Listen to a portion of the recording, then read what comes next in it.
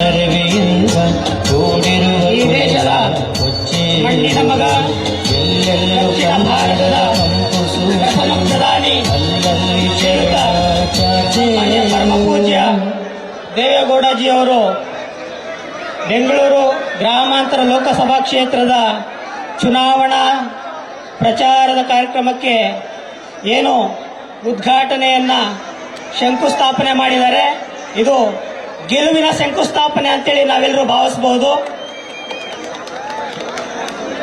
ಅಪ್ಪಾಜಿಯವರ ಆಶೀರ್ವಾದ ಈ ಕನಕಪುರದ ಜನತೆಯ ಮೇಲೆ ಸದಾ ಇರುತ್ತೆ ಮತ್ತು ಲೋಕಸಭಾ ಕ್ಷೇತ್ರದ ಅಭ್ಯರ್ಥಿಯಾಗಿರ್ತಕ್ಕಂಥ ಡಾಕ್ಟರ್ CN ಮಂಜುನಾಥ್ ರವರ ಮೇಲೆ ಅವರ ಆಶೀರ್ವಾದ ಇದೆ.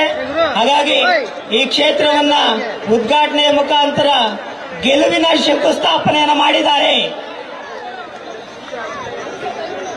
ದಯವಿಟ್ಟು ಯಾರು ಫೋಟೋ ಹಾರವನ್ನ ಫಂಕ್ಷನ್ ಮುಗಿದ ಮೇಲೆ ಅರ್ಧ ಗಂಟೆ ಬೇಕಾದ್ರೆ ದೇವೇಗೌಡರು ಸಾಹೇಬರು ಇಲ್ಲೇ ಇರ್ತಾರೆ, ಆಮೇಲೆ ಹಾಕಿ ಪ್ರೋಗ್ರಾಮ್ ಗೊಂದಲ ಆಗೋದು ಬೇಡ, ನೀಟಾಗಿ ಪ್ರೋಗ್ರಾಮ್ ಆಗ್ಲಿ.